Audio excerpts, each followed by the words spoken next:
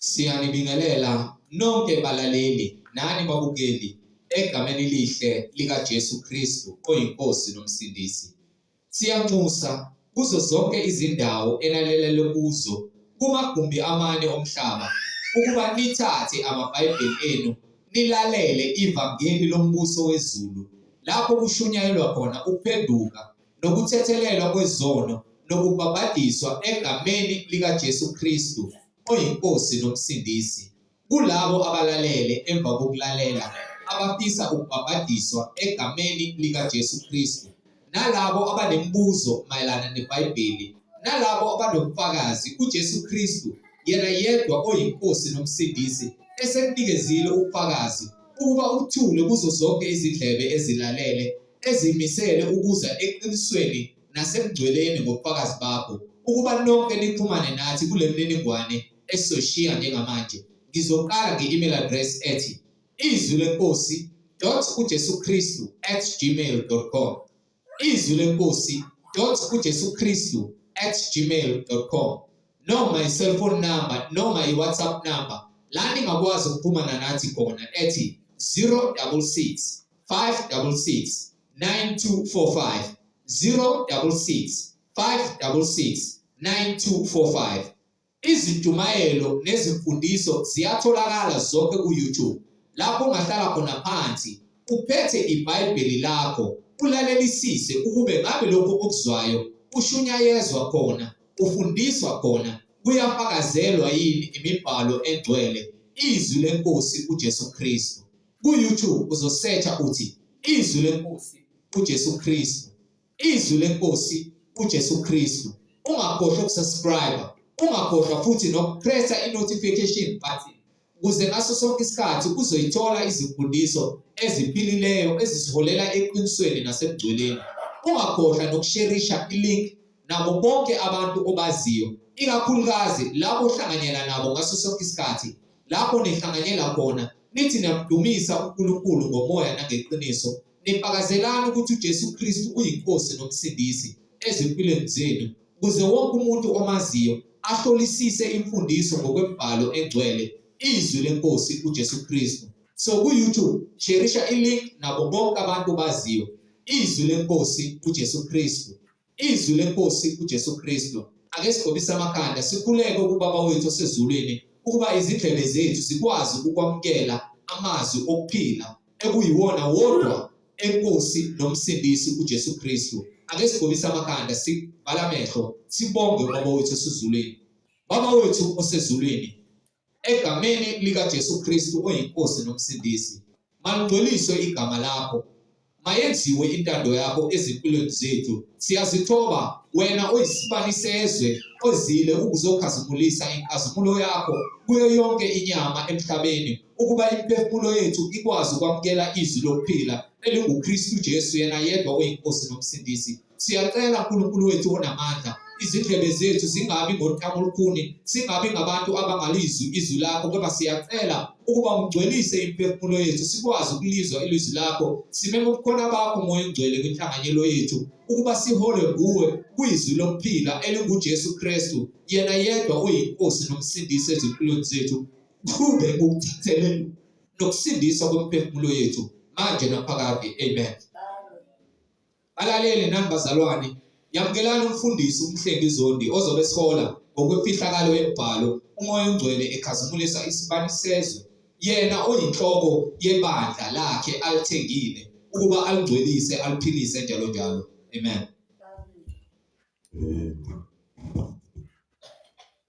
Siyanibingelela bazalwane egameni lenkosi uJesu Kristu. Siloke sibonga uNkulunkulu ngomusa wakhe, simdumisa ukho konke esiyikho nesiphuma kukho, yena yedwa osindisile lapho khona besingafanelwe umusa, kepha yena umusa wakhe usalele sonke wasindisa. Uthi umoya kaNkulunkulu kimi, umoya kaSathane uma esewuletha kwena uletha kuwena ukuthi nawe ube nawo umoya kaSathane bese akuzuze uSathane kube ngowakhe. Kepha bese eveza uNkulunkulu uthi mina wena ngikubekezelele ube yini uSathane ekulinga enza amacebo akhe ukuba nawe ufane nabathunjwa bakhe ukuba ngikubekezelele waze wafika kulesigaba okusona. Nawe bekezela bekezele umhlengi wakudala umhlengi wakudala uthi ngiyabona lo muntu lo ungijwayela kabi fana ngabe ngimfanqaze ngimphahlaze ngikho lezombotho ngubani ayike bese into iphinde ivele ithi oh mase umshayeleke waqeda ukumshaya bese kuba njani bese uphinde ubuyele kuleya nto le yokuzisola futhi ngoba ngeke uzukwenze kahle lokho uzokwenza ngenhliziyo esichuluziwe uSathane ngomuntu ekuhlokoloza ukuthi nawe ufane nenye yamadodana kaSathane.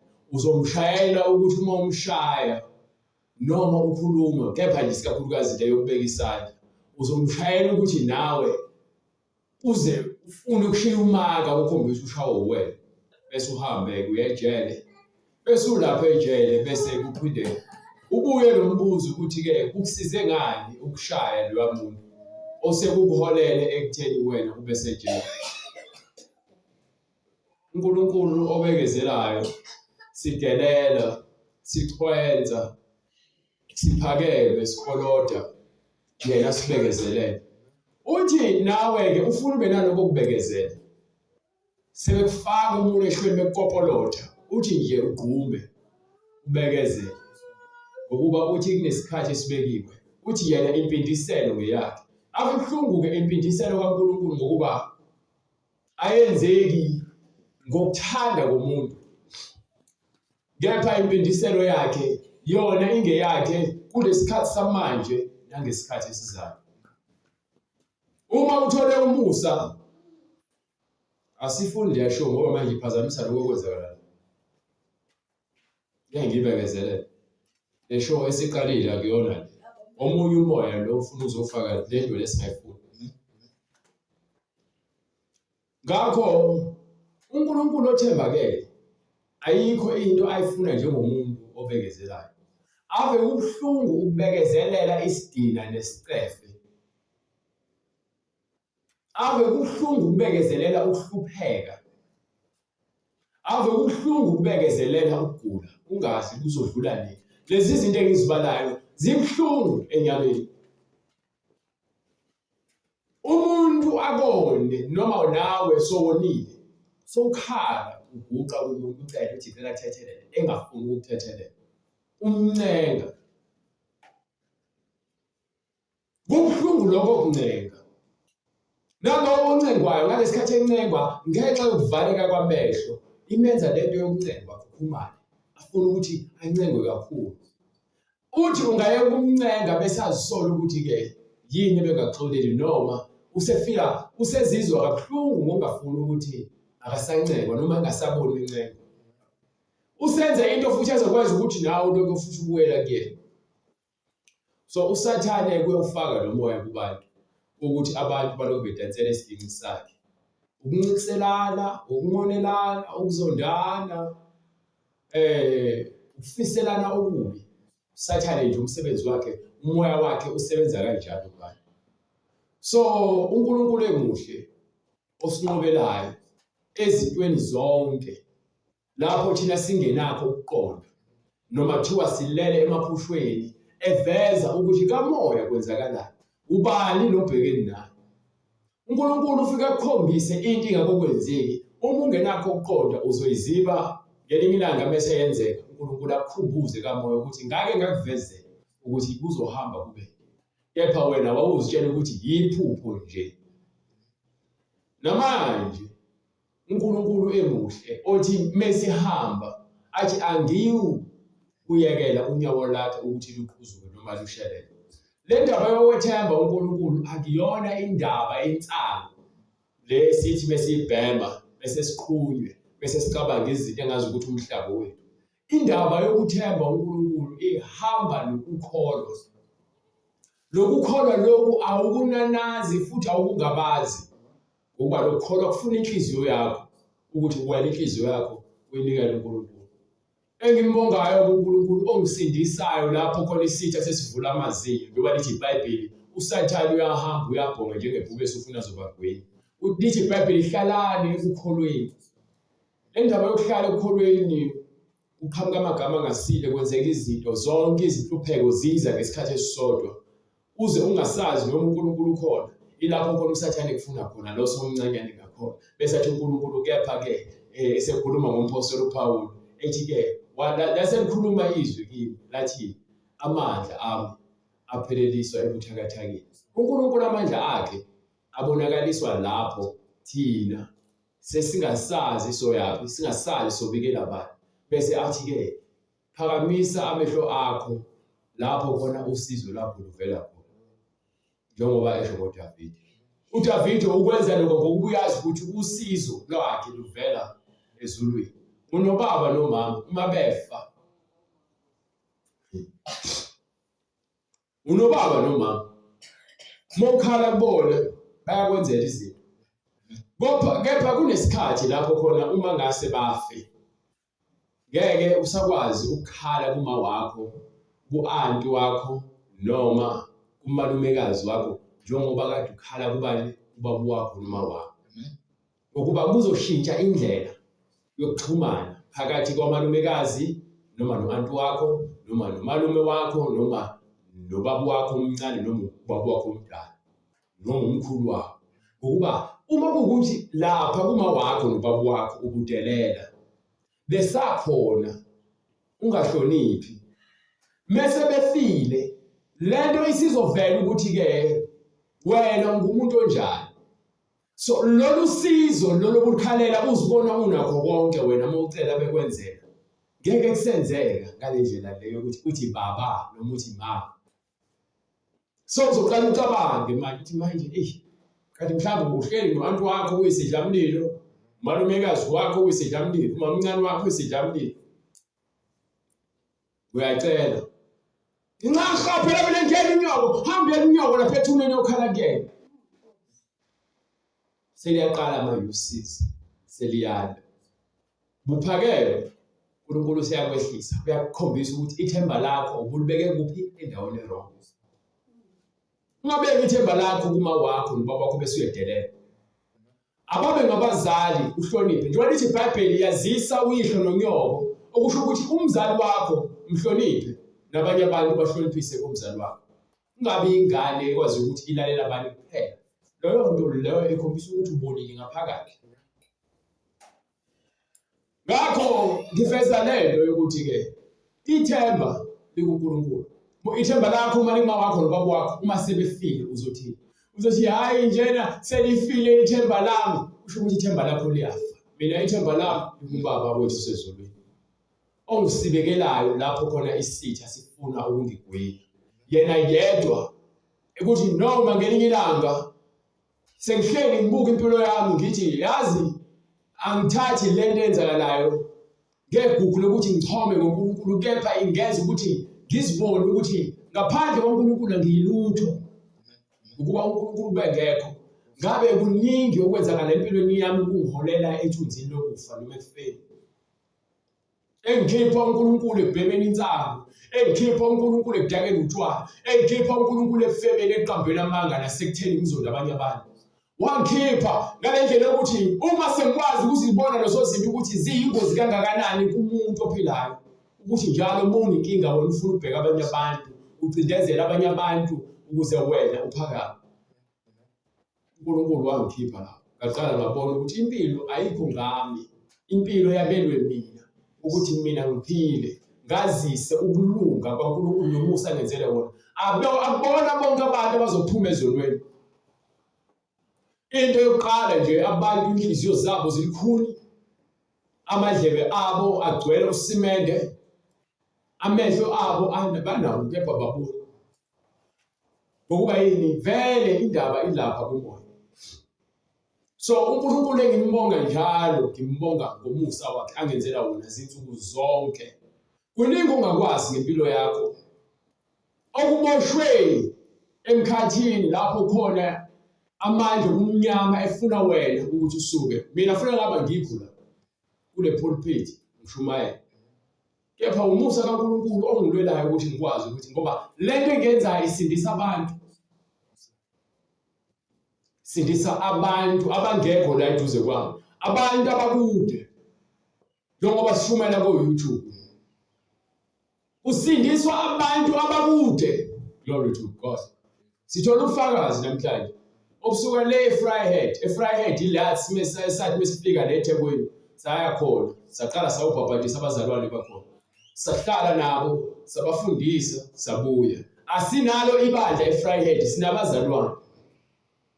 Anginalo futhi ibandla abazalwane bakaJesu. Mina ngisebenza umsebenzi ukuthi lapho ngithunywa khona ngiye umnyango lapho ngithunywa khona ngiye. So uma ngiya lapho angiziyeli mina, ngiya ngenxa yaloko ngithumileyo. So umzalwane umama Mphethi Zulu oseFryhead namhlanje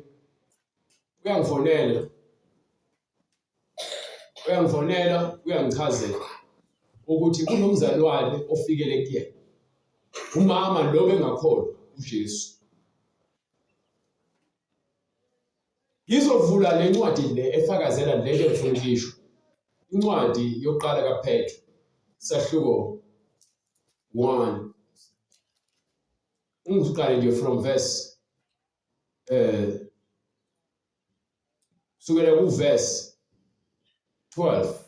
Bathi-ke indaba ithi, yabona ngikutshele, ngeke size sibe naye uJesu empilweni zethu singaphili ngamandla akhe. Ngeke uze ukwazi ukuveza uJesu kubantu ungaphili ngamandla akhe. Ayikho into ekwazi ukunqoba uSathane njengomntwana kaNkulunkulu ozwa izwi likaJesu akholwe bese yalenza. Uma Mphethi uyafona uyangichazela ngomama ofikele kuyena. Mama mefika kuyena akazi ukuthi na yini emenze wavela ongena kulomuzi lo. Kepha ungene khona wafike wathola intokomalo, wathola ukufudumala, wathola uJesu. Usephuma kaShembe wangena eZayoni, ugcine kaShembe wayesengena eZayoni. Hayi uqala eZayoni ngathini bathi yini konje ama-highlight noma ngamafuphi noma kafushane nje umlando wakhe ungichazele kanje into encane. Kepha wona muntu ufakazi bakhe ngelinye ilanga uyozithulela yena. So uqale khona-ke kulamabandla lawa angakholwa ngezwi likaNkulunkulu ngenxa yokuhlupheka adlule kubona.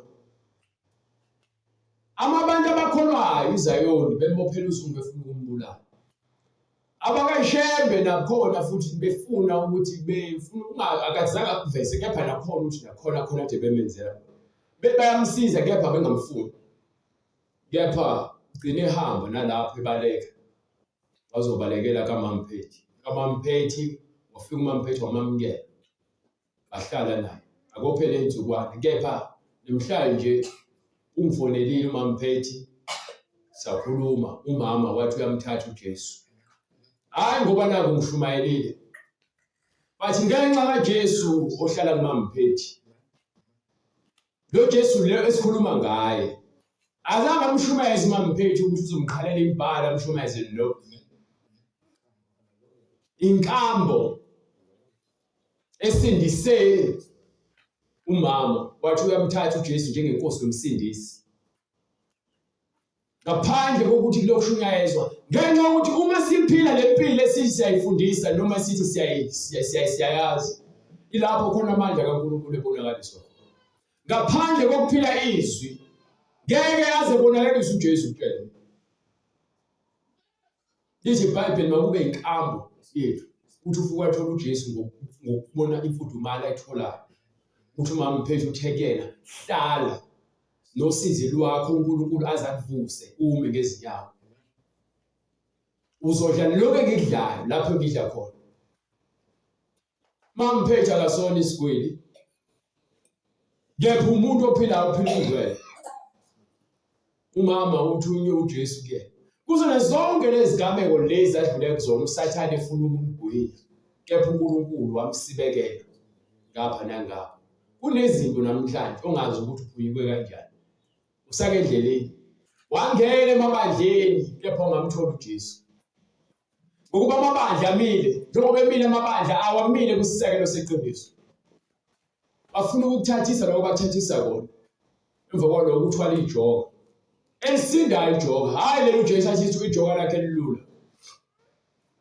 Simelwe ukuthi uma sikholwe ngezinhliziyo bese izwi likaNkulunkulu siliphile. Ngaphandle kokukholwa ngenhliziyo nokuthembeka ezwini, uma ngithi ke nali izwi linganje awuphendukeli mina. Uziphendukela wena ukuba izwi likaNkulunkulu liphile kuwena not kumina. So understand ukuthi ukuthembeka kwakho uNkulunkulu ungasindisa umphefumulo. Ukuthembeka kwakho kuNkulunkulu nasezwini lakhe kungasindisa umphefumulo ngokuhamba inkambo yobungcwele. Iyona into esinikiwe leyo uma kuthiwa ke makukhanye ukukhanya kwethu phambi kwabantu. Onginike leyo ncwadi leyo yaMathewu sahluko 5 verse 13. Nina ningusawoti womhlaba. Kuthiwa thina abantu abathi bafuna ukuphila lempilo yomngcwele singusawoti wani? Womhlaba. Singusawoti womhlaba. Kepha uma usawoti edumele. Kepha uma kuthiwa ke wena usuyakholwa. Kepha ukukholwa kwakho akunamsebenzi. Ubusawoti bovuswa ngani na? Ukukholwa kwakho kuyophinde kubonakaliswe ngani na? Akasasizi lutho kuphela. Ukukholwa kwakho akunamsebenzi uma kukuthi wena kuthiwa ungukhanya kwezwe kepha usakhanyisi. So manje wena ukukholwa kwakho sekufanele kulahlele eceleni. Anyathelwe ngabantu. Bese unyathelwa ngabantu. Futhi awusenamsebenzi ngoba into elahlwayo into enyathelwa ngabantu. Nina ningukukhanya kwezwe. Bese athi ke nina makholwa. Nina abantu enithi niyakholwa. Nikholwa yizwi likaJesu. Lezwi likaJesu leli kuwena lingukukhanya ngokuba wonke amazwi kaJesu owazwile wawagcina wawalonda wawenza. Abantu bangamakholwa ngemilomo kuphela namhlanje. Kepha bafuna ukwenza into eshiwo uNkulunkulu exactly. Umuzi owakhe entabeni ungesitheke. So uma wena kuthiwa ukukhanya kwezwe, njengoba ungukukhanya kwezwe, kukuthi wena into oyifundisiwe uNkulunkulu wasemazulwini uza kuyenza. Uyenzela abani uNkulunkulu okuphi osemazulwini. Ngokuba lima lithi ningukukhanya kwezwe, makukhanya phela, mayivele phela imisebenzi yokuthi wena uyakholwa. Ungabe umzalwane athi ngangena kaMadlamini noma ngangena kaZulu bangicisha ukudla bedla. Ngangena ngacela amanzi bangicisha.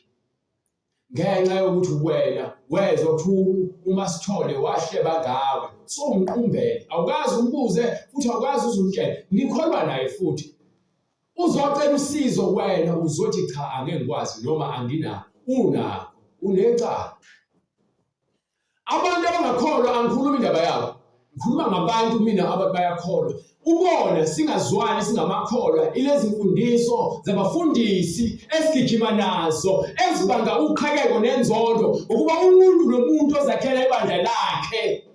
Uzakhela ibandla lakhe ukuba abantu bonke amambongo abo abheke kuyena. Angakhi ibandla labangcwele. Ibandla labangcwele lakhiwa ngesisekelo sikaJesu Kristu. uJesu Kristu namazwi akhe angumhlahlandlela walapho kumele siye khona.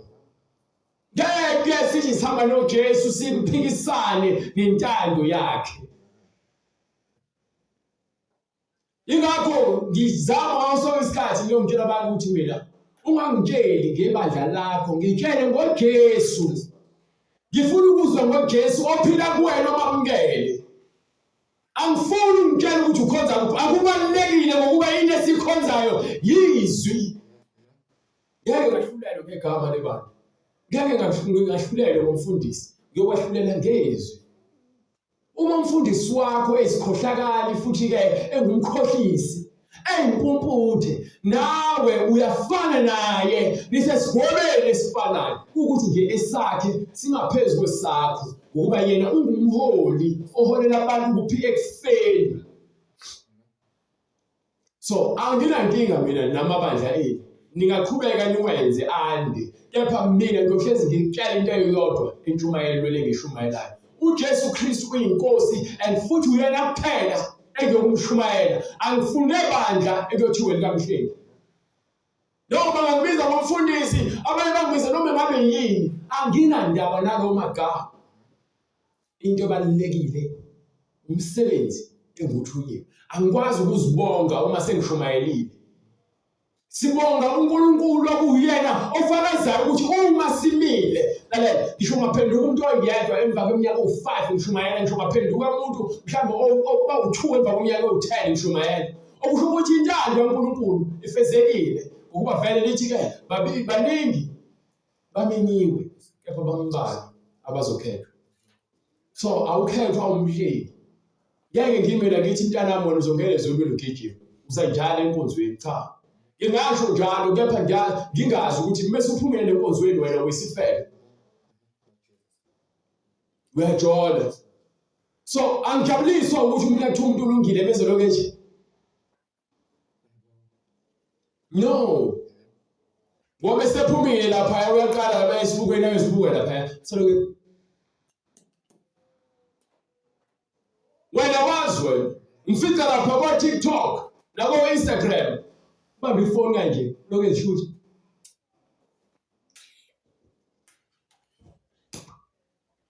Uthanga abafana.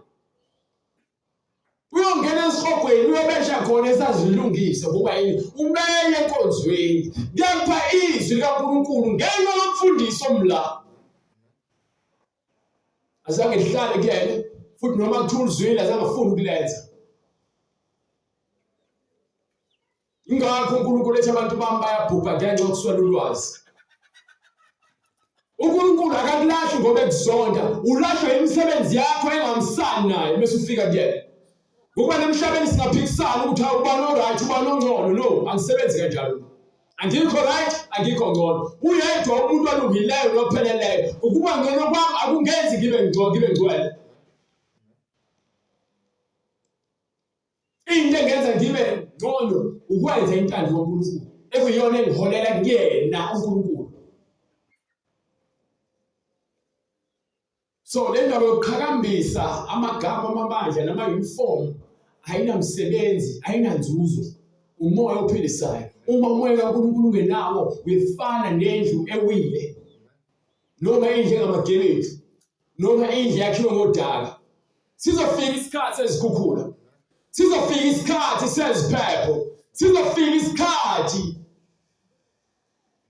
esinzima esizofika siveze ukuthi awakhiwe esisekelweni.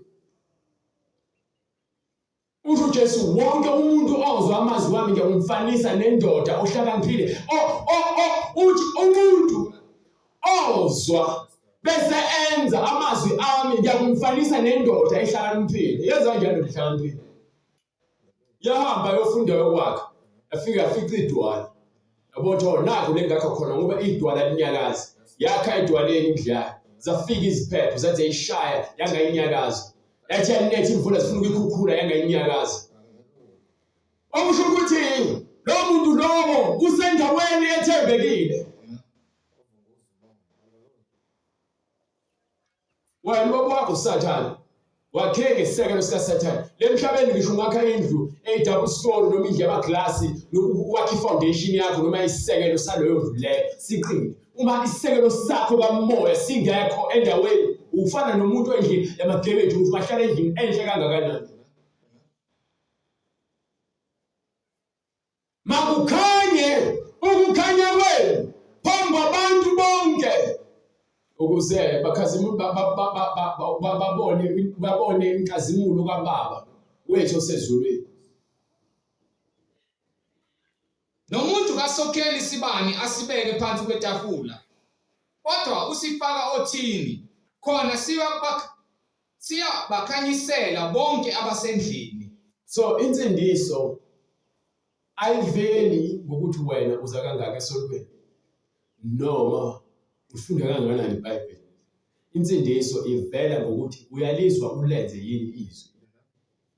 Ukuze phela lento oyizwile uyenze, fanele ube nomuntu ozokholela eqinisweni.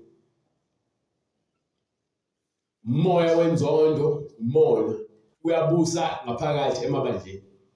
Abantu babanga izikhundla, babanga udumo, babanga ukuthi ubani ofuna ashumele kakhulu nomoya. Kanti umuntu uyazikhulumela ngokwakhe lento yokungcwele noma lento le uNkulunkulu umsebenzisayo. Lo muntu engazi uzothini egameni lokuthi nje ukhonjiwe. Hayi nami bazalwane ngizofakeza ngoJesu. uJesu nje, hayi uJesu ngiyamthanda nje. Hayi uJesu ngithe ngihamba nje ngathola ulift, thiya sengithola ulift. Hayi ngehla ngafika la nami ngahlala phansi. Hayi usedumisa kwamnandi, hayi uJesu ngiyamthanda. Siyamthanda sonke uJesu. Kepha indaba ilokuthi uyayimuzwa uJesu uthini. Ukuze wena ubizwe ngomntwana kaJesu. Ubaba wakho lo uthi baba kena, uthi baba kethu umntwana wakhe ngokwenzalo yenyama, lapha ngokamoya. Awunaba. Kuba mefa nobaba wakho uzosala unjenge udengwane wentandane. Umtshingo ushawa ngubani? Yazi umtshingo? I-instrument efanele ishawe noma isetshenziswe ukuze ikhiphe umculo. So uma umtshingo ohleli nje uzakubuzwa umtshingo kabani? Wena ubizwa kuthiwa umtshingo ushawa ngubani? Ngoba yini akekho umuntu ofuna ukukusebenzisa. Uzogcina ke uyindodakazi noma uyindodana kaSathane. Indaba inokuthi konke sekwenzakalile. Wathatha ithemba lakho, walibeka emalini. Wathatha ithemba lakho, walibeka kumkakho. Wathatha ithemba lakho, walibeka kumkhwenyana wakho. Wasuka edwaleni laphakade. Kunedwala laphakade ekuyilona elingafuni ukuthi wena ube isigqila sotshwala. Liyakhuza lithi-ke ungabi isigqila sotshwala. Usho njalo, akukho okunye akushoyo. Uma ufeba uthi ungabi isifebe. Uma uhleba uthi ungahleli. Uyakhuza kuphela, akaphoqi. Akazami futhi amaplani ukuthi wena ugcina umuzwa. No. Mefika kwena ngafika kutshela ngisho ebusuku lena. Athi yeka amanga, yeka ukufela. Yeka utshwala. Khipha lezi zinwele ozifakile akuzona ezami. Musukupenda izipho zakho, khumula amaqhiqi. Uyakhuza ngoba yini uyakuthanda. Kepha wena inhliziyo yakho itshela ukuthi hayi naku nje nalapha kulela sonto bayakwenza nje. Nami siyakwenza. Ngoba yini ukholwa ngokubona. So uyakopela ngisho isono. Ngekani, hayi ngoba nakuthanda uSathane ophila kwena. USathane uyanginulusela yonke into oyibonayo ayenze ibe yinhle futhi kufanele kanti ngukufa. Sizihlobise siyadweba ama-tattoo. Siphatha izibhamu, siyizinkabi sibulala abantu abangenacala. Hayi umuntu ukuthi uyinkabi habe lima abantu.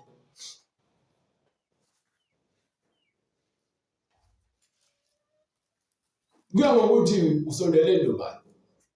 Le mfundiso le engiyiphethe angiyithandi ukuthi ngale ndlela yokuthi mina ngibone ngazi ukuthi ngingcono mina ngayo. Ngiyithanda ngenxa yokuthi yona yakwazi ukukhulula umphefumulo wami. Lo nkulunkulu ongabahluleli ukuthi wena isono sakho ususenzile singakanani. Akabheki ukuthi wena usubulala abantu abangakanani. Akabheki ukuthi wena usukhiphe izise ezingakanani. Akabheki ukuthi wena hayi unengculaza kusongeke usasindiswa. uNkulunkulu uthi noma ngabe kuthiwa izono zakho zingakanani uyakuzithethelela uma nje uvuma. uNkulunkulu usindisa kanjani abavuma izono zabo? Ukhethiswa uJesu ungazange uvume izono zakho akwenzi ube ngcwele. Uthatha uJesu ungena emanzini ubhabhadiswe bese ngokwaloko wena kuthiwa ke usuyangena enkonzweni kepha ungafuna ukuyeka amacala akho wenzile. Akwenzi ube ngcwele. Into esenza sibe ngcwele ukuphenduka. Bekuthiwa phenduka, bekuthiwa phendukani, shiya lento obuyenza uNkulunkulu angayifuni. Yeka ugwayi. Yeka isinemfu. Yeka amaphilisi okuhlela umndeni. Yeka ukujova. Bese uyeka ukufeba ngoba lijova njeni nje amaphilisi ngoba liyafeba. Nihlele emkipitweni, uhlele umfana ongaziwa kini. Naye umfana waziwa kubo. Niyasidla isono, nisidla ngazi ukuthi nje nishadile nizembizana ngoHoney B, noHoney Jew. Biza umuntu ongazi akhiphe ngisho isipho noma vele kini athi uyakuthanda ufisa ube unkosikazi wakhe. uNkulunkulu ufuna abantu asebekhathele isono, asebethi uNkulunkulu yini engayenza ukuze ngilempele ngiye. Athi ke thatha uJesu. Ukuthi ngiyagula ngiphethwe ingculaza akwenzi ukuthi bese ngikhwethe uJesu uzophela ingculaza. Ngisazoya esibhedlela ngiyolwa namaphilisi. Ngiqhubeke. Uma ukuthi uJesu uyasebenza isibonakaliso iphela ingculaza noma ikhansa, uyena eqedile. Bekuyisifo esikenyameni. Kumusa wakhe ukuvuswa nokulashwa komuntu ogulayo. Lize lithi iBhayibheli ngesikhathi sika Eliya babe baningi abantu nabafelokazi kepha waye umfelokazi oyedwa. Babe baningi abantu begula kepha kwasindiswa yedwa nochoko ngenxa kaEliya. uNkulunkulu uyena ukhethayo ukuthi ubani oza kubonakaliswa ngaye isibonakaliso. Hayi mina. So angifuni abantu bese beshumela bafuna ukwenzisa uNkulunkulu bamenzisa into ngenkani. Ingakho athi ke uma kuvumile uNkulunkulu makube njalo. Abantu abaningi abayiqondi lonto le. Banandela abafundisi abathi ke siyadala ngomlomo. So isho manje ukuthi ngizoba nemoto, nginemoto. Nginomuzi. Senginawo umsebenzi, awunawo nje umsebenzi. Why utshela umuntu uqamba amanga ngobethi kuyadala ngomlomo? No. Ukufa nokuphila kuphi kuselimile. Khuluma amagama akhayo kunomnika abantu ithemba elifile. Phela unyaka umuntu alobeshintsha yodwa. Thina umakhala wakho umtshela ukuthi unemoto. Phela uthuleze usasho njalo. Uthi hayi neyami yazi imoto. Uzushone phansi emgodini. Ungakazi ube nayo imoto. Kuba yini? Ubukholelwa yini? Imoto, umuzi, imali, izimpahla ezibizayo nokuswenga. Awukaze ube nomusa, awukaze uthethelele, awukaze uvume izono zakho. Phela nje wena ubufuna izibusiso ezivela kuNkulunkulu kuphela.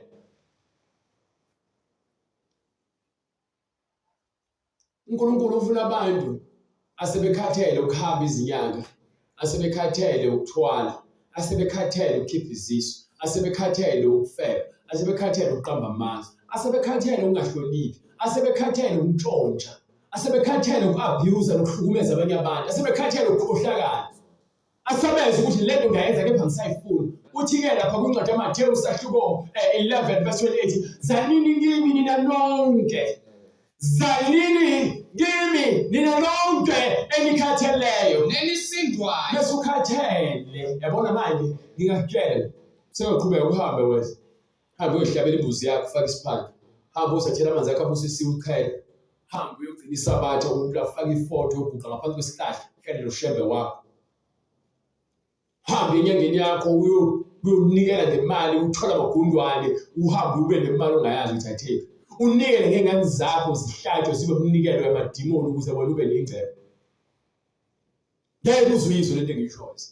Mesikhathazile lento songasazi ukuthi esisohamba ukutshela bonke abantu ezweni. Ngoba vele uNkulunkulu ufuna uveze ucula kwakho. Angithi usathane babakho usehluleke sohlulekile uyena. Hayi manje mina ngathi ngixakekile ngifuna imali ngase ngihamba ngangena edolobheni ngafika labantu bangaphandle bangitshela ukuthi mina into zami zimnyama uma ngase ngenze lokhu nalokhu ngalunga ngakwenza lokho. Emva kwalokho njena ngavele ngazizwa ngumuntu wesifazane sengifuna abanye abantu besifazane kepha nginayo imali kepha ayisangisizi ngalutho. Uthando lwemali luyimpande yakho konke okubi. Abantu abaningi beyilangazelele bangene ezihibeni ezolweni, ezinhlungwini, kukho konke ukufa okubulala umphefumulo womuntu ephila. Hawu uhamba ngemoto enesonto emhlanje kepha ebusuka ulali. Lamadimoni otikoloshe nalezi nyoka ezililandayo zibhizi ziyanihlukumeza, zifuna igazi la, zifuna umzimba wakho ukugqilaza, ziwenze konke ukungcola. Abantu abini bazitshela ukuthi wena unemali wena. Bazitshela ukuthi uphila kamnandi. Bese ukhathele. So fika isikhathi sokuthi ukhathale. Lapho lo mthwalo ubusudinga umuntu uyakusiza. Impilo imahhala, lokho ngitshela abantu. Kepha thina siyenza impilo ibize. Ngenxa yezidingo nezifiso esizifunayo emhlabeni bese siyazithathela ngendlela efunwa yithina bese siyaxakeka egcineni. Lapho khona sebethi ngeke aphinde aze abe right lo useyisimotho, lo usefanele ukufa akasaphungani uphefumulo athi uNkulunkulu lo asikakufika isikhathi. Ngifuna ukuthi amandla ami niwabone khona niyokungidumisa. Asindise umuntu yakufeli. Akhiphe umuntu ojele kwakuthiwa usezoshaya udilika ejele. Afike athathe uJesu ngaphakathi ejele. Amvuse emoshwari sebethi usefile. Amvuse. Enzo odokotela ababona izinto abangaziboni bathi une-cancer. Wazi ukuthi une-cancer udle treatment. Uzitshela ukuthi uyagula. Kanti hayi umoya wakho ucindezelekile usathane ukubophile ngamaphilisi ukuze wena ube isigqila sakhe. Ngelinye ilanga uJesu sakukhulula. Usho uthi uyacheka kuthiwa unalutho wena. Usindiswe ngenxa kaJesu. Khona kunjalo ukuthi abangibongi labantu. Bathatha udumo balinika abanye abantu. Mina uNkulunkulu ngimesabela ukuthi ke uyena kuphela onamandla okuphatha ukuphila kwami. La emhlabeni njengoba ngiphila akekho omunye umuntu ongangiphathela ukuphila kwami. Umama wangikhulisa ngamandla kaNkulunkulu. Ubaba owayengekho empilweni yami ngamazi sengimdala kwakuwumusa kaNkulunkulu ukuthi ngimazi kepha akenzanga lutho empilweni yami ngaphandle ukuthi ngazi ukuthi ubaba ubani. Kepha ubaba sezulwini wangivikela ukuthi ngingafi ngifele emanyaleni ngihambe ngesihogweni. Ubaba sezulwini wangeka nje ngakhanasa ngaqhubeka ngaphila impilo ngezinto ezishiwa abantu ngalandela ngemuva. Kepha egcineni wathi ngisibekile isikhathi.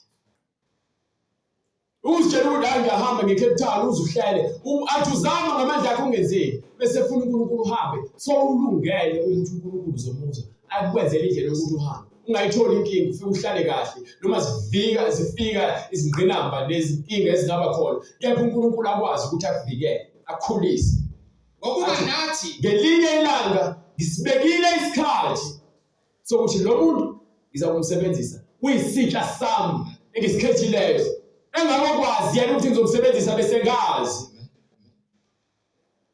Ngokuba nathi kade sasiyiziwula abangalaleliyo abadukiswayo sikhonza izinkanuko nokutamasa okuyizinhlobonhlobo sihlezi ebubini nangomhawu sizondekile sizondana. Khona into engengiyisho ngomuntu ongakholwa akwazi ukumbiza ukuthi akezwa noma uyisilima noma unenkani. Umuntu ongakholwa akazi lutho. So umuntu bengazilutho akwazi ukumnika umnameke ngegama wena ngoba naku ukuthi wena uyakholwa. No. Ukuba nawe wonjengaye kepha wasindiswa, wasinda kanjani?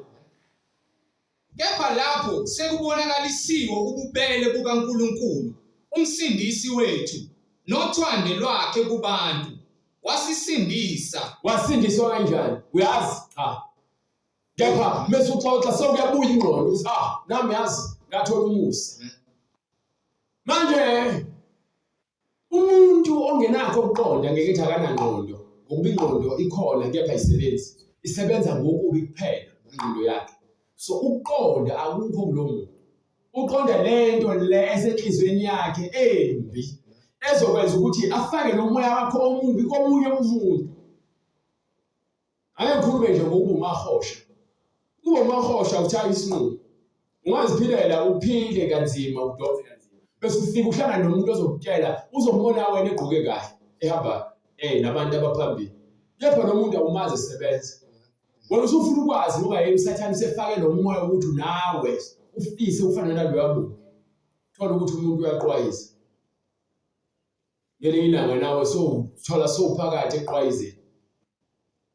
Ngenxa yokuthi khona umuntu obekhona okwazile ukuthi lo moya ugcina ungenile kuwena. Naphakathi ebandleni uthola abantu bephila kahle bese kubakhona umuntu oyedwa. Kepha kumbone nje umhlengi ukuthi yena kuphela nje ufuna kuze kuzwakale yena kuphela nje uyathanda ukuzizwa. Bese usathane esefile nakulo muntu wamgadla kwaphela ukhona. Athi hayi cha nje ngimbone nami ngazi nje into yakhe angiyithandi nje ukuthi usenza nje ngathi engeke mina awungibone ngathi nje ufuna isiphume sabe sofuna elinye imali. Hayi nami ngiyacabanga nje ngizwile kuthiwa khona umfundiso ukuthi siyahamba usekhiphile usathane wakubanga kwahlukana.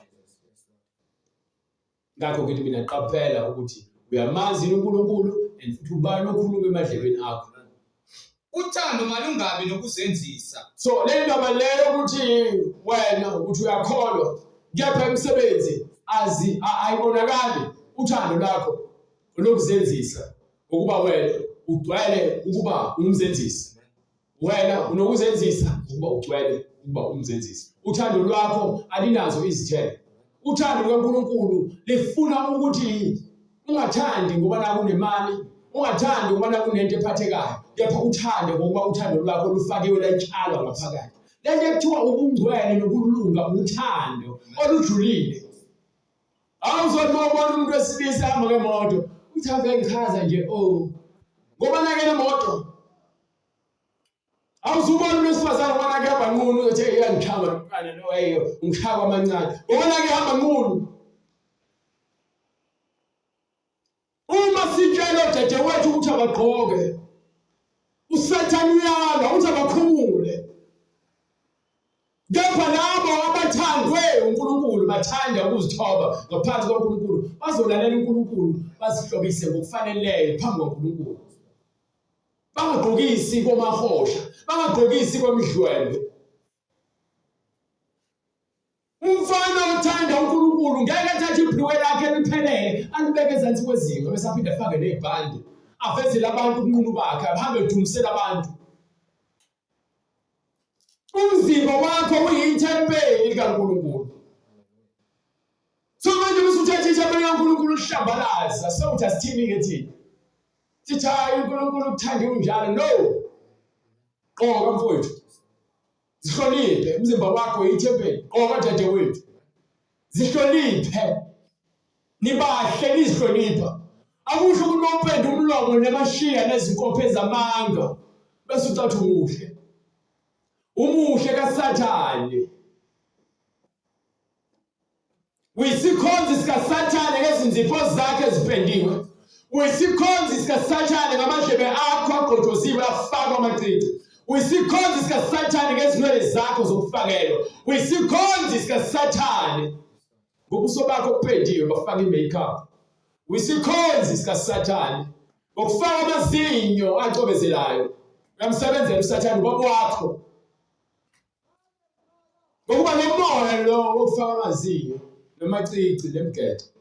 Into leyo ufuna umhloba ngayo ukugabisela abanye abantu ukuthi mina ngikhonza uSathane. So uzani somkhonza ndawonye bese kuba khona abantu abawuthathekile abangazi lutho bagijime bazokhonza nawo uSathane.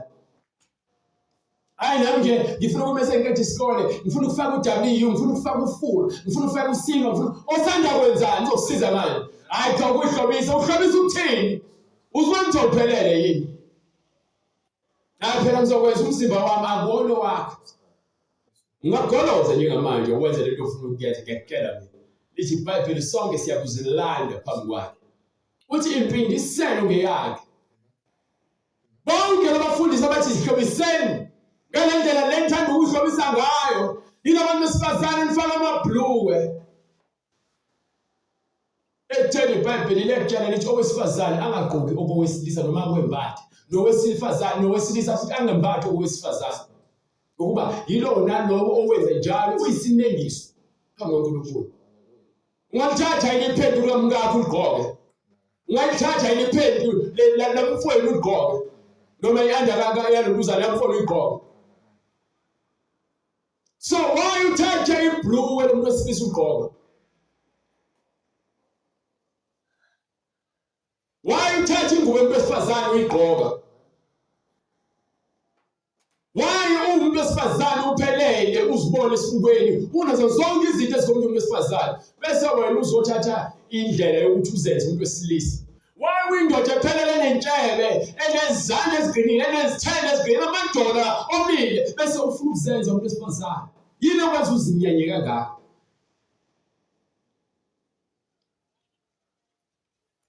uNkulunkulu akakudalelanga ukuthi wena ushintshe indlela ekudale ngayo ngokuba uyena okubumbile. Wayeseyenza ukuthi ukwazi ukuzibona ukuthi uyini, uzizwe futhi ukuthi hayi ngikanje. Kepha uSathane ufaka umoya ukuthi wena ngelinye ilanga ngenxa yokuthi ukusondeza nabantu. Yabo iTV kunomoya omaqabulana omningi iTV, kunomoya omjolo omningi iTV, kunomoya wobufebe omningi iTV, kunomoya wokutabana omningi iTV, umoya wenkohlakalo omningi iTV. Uvela nalezi zinto esizibukayo, siyazithanda futhi size sizikhokhele. Khokhela ini? Ukufa. Manje kuzofika isikhathi uma singakuficanga ungangikhaleli mina, angenzanga lutho, kepha ngikutshela iqiniso. Uma kukuthi ubiziwe, sizofika isikhathi sokuthi uthathe isinqumo sokuthi ubone ukuthi ukhakhele idlempilo. uJesu lokho eshilo uthi zalini kimi nina nonke enikhatheleyo nenisindwayo ngizakuniphumuza. Thathani ijoka labe, ngokuba uthi bese thatha ijoka lakhe uthi thatha lempilo, thatha lamazwi nifunde kimi, thatha lempilo imahala lempilo le, ngokuba nginene, lempilo yokuba mnene yokwehlisa impakamo. ngithobile ngenhliziyo, Inhliziyo yakhe iqale ithobe, ufunde ukulunga ukuphila. Ungathi hayi ungcaha kumina mani ufusa lonke impakamo uSathane. Hayi ikhotha engayikhotha ikhahlele umlomo. Uyofika aphi nalokho hamba uyikhotha bengakhothi ikhahlele umlomo? Uyofika aphi lapho?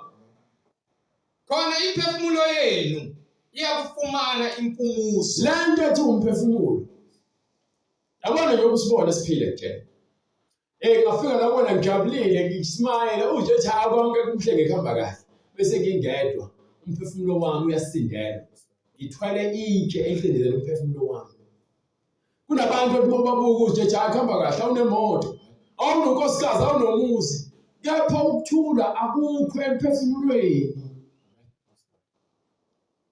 Manje uma kungekho uphumulo emphefumulweni, njalo mefika phakathi kwabantu emsebenzini noma kubangani bakhe, yazi bafethu yazi njena yabona usakhuluma kabi ngonkosikazi wakhe, ukhuluma kabi ngomfowabo, ukhuluma kabi ngobaba wakhe. Sathane dila nenhliziyo, ngisho ngaveza amazinyo, ngisho ngafaka acobezele wonke. Inhliziyo yakho umthakathi. Ngithi mina siyazi isikhathi uzokhathala, ungakhathalanga uzoqhubeka ubhebhetheke ekubini ngokuba iBhayibheli liyafakaza. Lithi-ke lapha kwincwadi yesibili kaTimotheyu 3 verse 16, ngifuna uverse 16, ngifuna uverse 12, ngifuna uvale ngayo lo ncwadi leyo. Understand? Lokho lithi iBhayibheli baningi ababiziweyo kepha bambalwa bayingcosana abazakukhethwa. Kuthiwa inkulu indlela efeni kepha le ephileni iwucingo, ihanjwe abakhethiweyo. Awukhethwa ngenkani, liyafika izwi kaNkulunkulu elingukuphila. Ubani uthatha isinqumo wena ukuba yini songonini ukuthi ubudwanguze kumnyameni. uNkulunkulu afike ngengilosi yakhe azokusindisa, uthole amazwi azovuselela uphefumulo wakho, azokhulula uphefumulo wakho kuyona yonke lemisebenzi oyenzayo nayenzile, azokhulula nje mahala. Awudingi ukuthi ngilo ngithi hayi mina-ke bezoshumayela funeka ngiqale ku-5,000 ngoba ithume lami ivele ezulwini. Angisebenzi kanjalo, into yamahala le. Ingakho kuthiwa-ke khona lokuphiwa isiphiwo. Into eziphiwo yinto nje ovele kuthiwa mina uyaphiwa. Isiphiwo sikaMoya Oyingcwele, izwi likaNkulunkulu elifika lizolungisa umphefumulo wakho osufile ubulawa uSathane ngemisebenzi emibi nangemidlinzo emibi. Ngoba yonke into ebangela ungaziphathi kwakho kahle ivela kuSathane. uSathane akalungile. Angikhathali ukuthi ngamqhamuka ngayiphi engene. Mhlawumbe uqhamuka kanje. uSathane akalungile. Qhamuka nje. uSathane akalungisi. Uthi vela ngeke. Hayi uSathane akalungile. Phinde ucatshe futhi. Uthi vela kancane mhlawumbe uzobona elungile uSathane. Cha, uSathane akalungile. Akukhathalekile ukuthi uqhamuka ngalaphi. Ngisho manje ukuthi uzoqhamuka mhlawumbe uzomfica right uthi uyamzuma. Uzomfica njengalungile uSathane. Lento yokungcwele awuyenzeli ukubukwa. Impilo oyikhethayo nje manje sengifuna ukuphila lempilo le. Babhili uzithulele nje uthi mina khethile. Angikhathali ukuthi uzothini. Khethile. Ukuba bonke abantu bayazikhethela. Kunokwenzeka abangani bakho okhuluma nabo bakwenza ukhethe. Kepha uzikhethele. Bona nje babe indlela yokuthi bakusekele ekutheni ukwazi ukukhetha nawe phela ufani nawe. Kepha uthathe isinqumo wena. Bese usenkingeni ilapho kuthiwa uzosola wedwa sowulapha ya. Solo ukucabanga.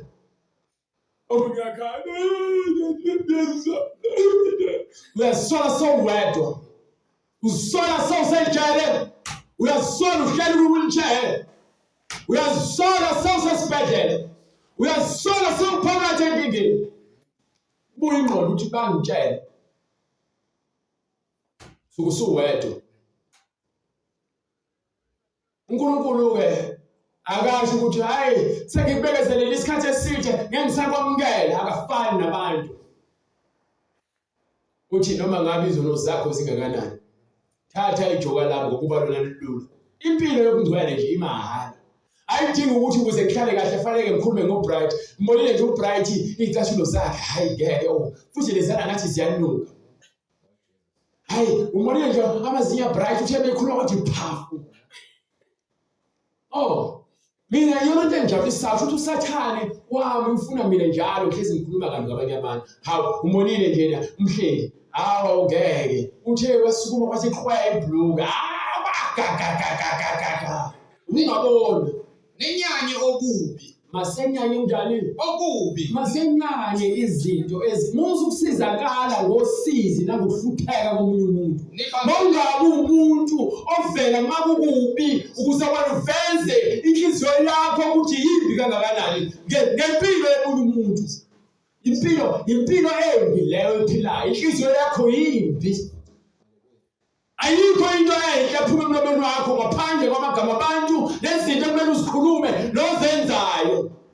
Ezifakazela ukuthi wena usupporta uSathane njengomuntu osupporta iKaizer Chiefs noma iPirates. Agqoke uniform yonke yaseKaizer Chiefs. Ufana njalo ku-TV. Ngoba yini? Umlandeli oqavile. Kaizer Chiefs noma iPirates. Kanjalo namadodana kaSathane awahlobisa namadodakazi kaSathane awahlobisisise. Azobonakala ukuthi hayi la wamkhonza ngokweqile uSathane. Abalandeli bakhe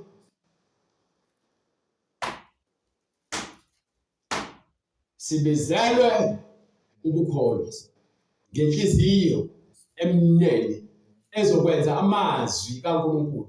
Hayi intando kaMfundisi, hayi intando yebandla. Ibandla lakho uma libolile nawe uzobola njengalo. Ibandla lakho uma likhohlakele nawe uzokhohlakala njengalo.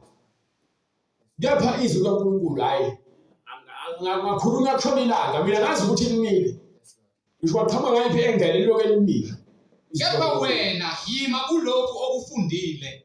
Ungasaqali lapho iqala ku-verse 12 ithi yebo bonke abathanda ukuhamba ngokumesaba. Bonke abantu abathanda ukuhamba ngokumesaba uNkulunkulu kuKristu Jesu bayakuzingela. Bazozingela. Kepha abantu ababi. Kepha labo abantu abaphila impilo engasile bazokuqhubekela phambili. Bazobhebhetheka esonweni abasenzayo. Badukiswe. Nabo bedukisa. Kepha wena yima kulokho. Kepha wena oseuze izwi lokuphila kuthiwa yima lapho. Okufundile nowaqiniseka kukho. Mina anginandaba ukuthi abantu basezweni omakhoti abafika emzini bagqoka anginandaba. Nginendaba nabantu abangaphakathi ebandleni. ukuba lo muntu ongaphakathi lo lapha kufanele ngiqale ngishumayeze lo ngaphakathi uma ngizobona ndinto bezondinda lesontweni ngeke baqwayise besoqwayisa lesontweni bese ngithi mina ngizoshumayeza noma ngaphandle bazoza kanjani bekhomba bethi naba nje Jezebel ngaphakathi asikwazi ukujaha ukusukela abantu abangakholwa kunabantu abakholwayo bephula umthetho kaNkulunkulu bese sivele sicele kubala sithi hayi uNkulunkulu uzobahlulela no ukwahlulela iqala ngaphakathi ebandleni ukuba nawo osezweni bazodila noNkulunkulu nginamandla okwahlulela isono yaphi isono kumele ngibhekane naso ile sabazalwane uma uPaul Paul ukhuluma nabantu kuphi baku eKorinthi abazalwane bakuphi eKorinthi asangakhuluma nabantu basezweni eKorinthi wakhuluma nabazalwane bakuphi eKorinthi so abantu bathanya nahlola amanye amabandla no abazalwane basezayoni uma bengahambi ngentando kaNkulunkulu nelungelo batshala lo akubona uNkulunkulu uma abapostoli bengahambi ngendlela kaNkulunkulu nelungelo ukuthi akuyona leyo kuba yini bahola abantu bahambe ngeenkaniko zabo uzali kimi linamlawukela ikhathela lesila iza kuliphumuza thathani ijoka lami ngokuba lona lilula into nje engahambisana noNkulunkulu yohlezi ngidlo ngithi akahambisani ungaphatheka kabi ungenyanya wangizonda ungathi noma khubungu uzofika la emhlathini ufuna ukubona ukuthi udilwa ngani akunamsebenzi uNkulunkulu bengayifuna akayifuni ngeke umhlathi ushafune ize ngizwe ulapha emselweni kuzanele eminyango ufuna ukukhombisa ukudiniwe awube inkinga ngoba yini iqiniso lihlaba vele kuze kuthi imhlathi yalento thini iBhayibheli awunginike incwadi yaEzekiel sahluko 6 no sahluko 6 sahluko 7 ifuna ukuthi ikutshele ukuthi bayigaya abantu emhlathi uma ubatshela iqiniso sahluko 7 so wena ku verse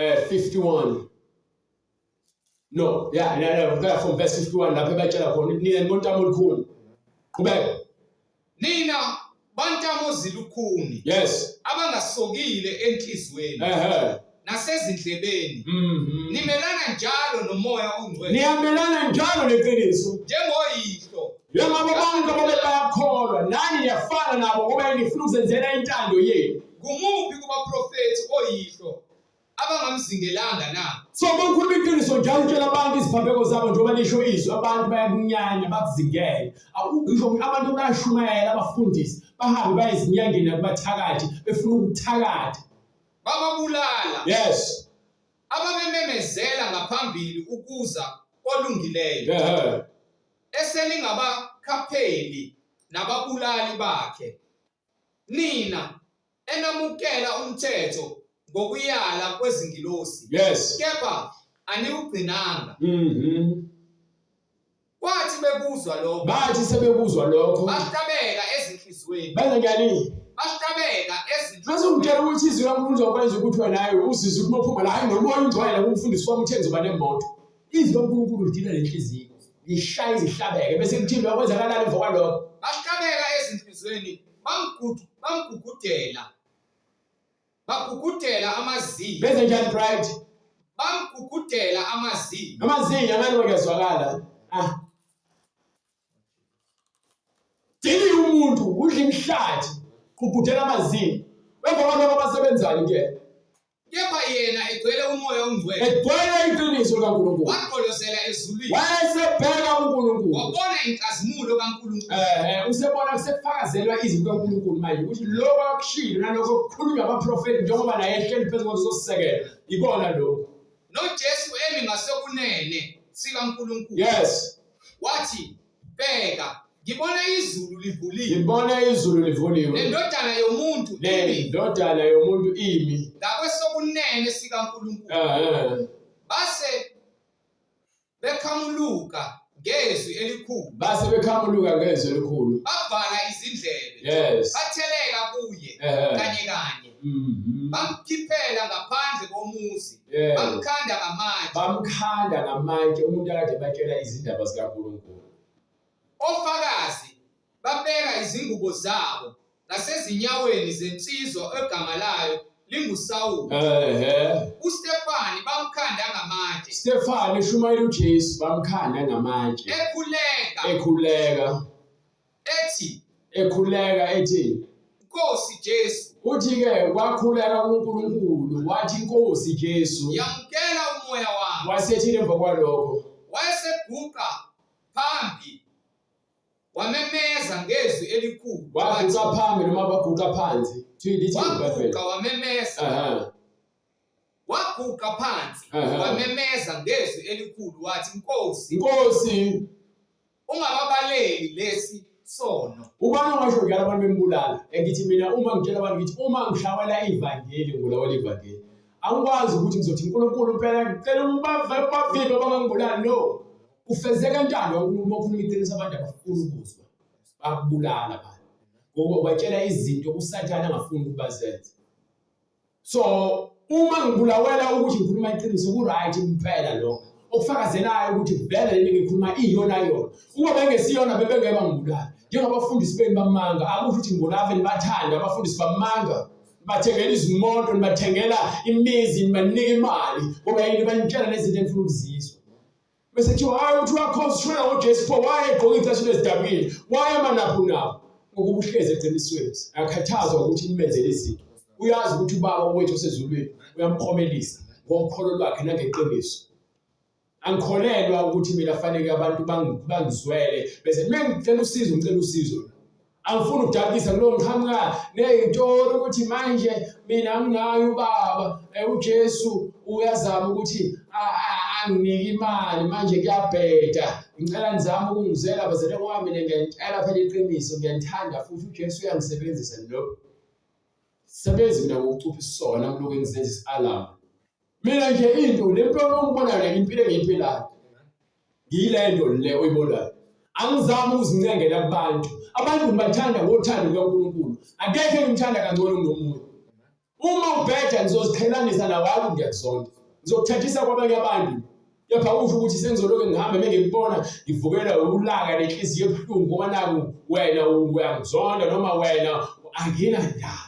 Ngoba alokho akungiletheli ukuthula uma ngizothatha umoya womuntu ongasile bese ngizowutshala enhlizweni yami ngifane naye uzoba kuphi umehluko siyefana phela naye ngoba yena nami ngenza lento ayenzayo iyaphanisha iBhayibheli makukhanya ukukhanya kwenu phambi kwabantu ukuze kukhazimulise ubaba wethu osezulwini.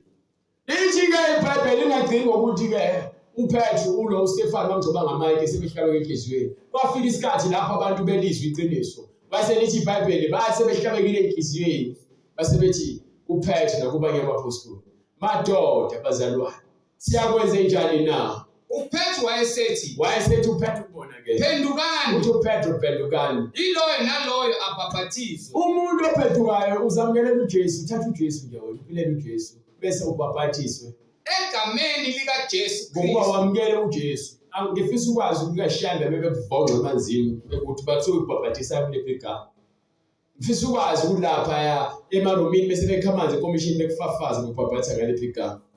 Ngifisa ukwazi ukuthi ke bese bethi isho umthandazo wezulu bathi babhaphathisa ngalephi igama.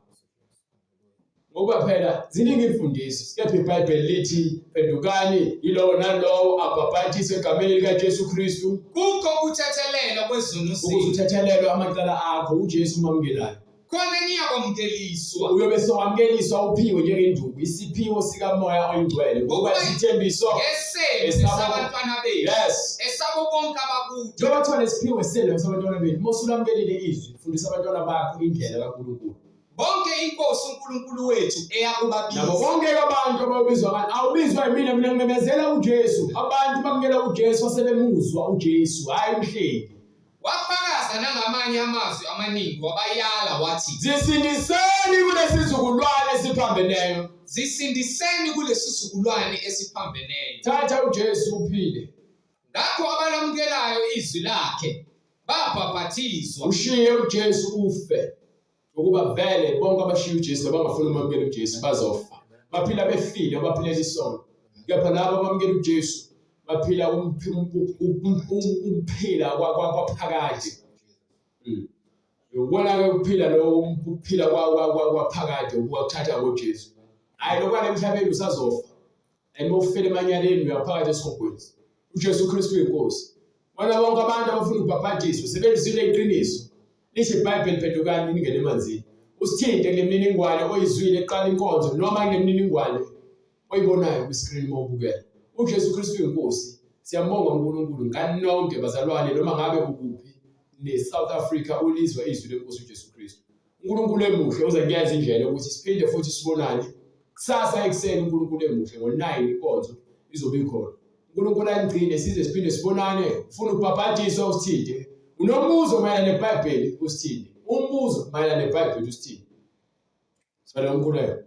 uNkulunkulu namandla Baba egameni elihle lenkosi uJesu Kristu, wena uNkulunkulu okwazi ukuqondisa imidlinzo yethu nezinhliziyo zethu, okwazi ukukhanyisa isibani esinguKristu Jesu oyinkosi nomsindisi, ngokuba izwi lakho Nkosi licijile liyinkemba Nkosi, lihlaba lihlukanise umphefumulo nenyama nawo wonke amalunga omzimba, lahlulela imicabango Nkosi nemidlinzo. Akukho okufihlakele kuwe. Wena wedwa uthembekile Nkosi uJesu, mayenziwe intando yakho ezimpilweni zethu. Wena wedwa ungubaba wethu usemazulwini, egameni lakho elihle Nkosi uJesu, manje naphakade. Amen.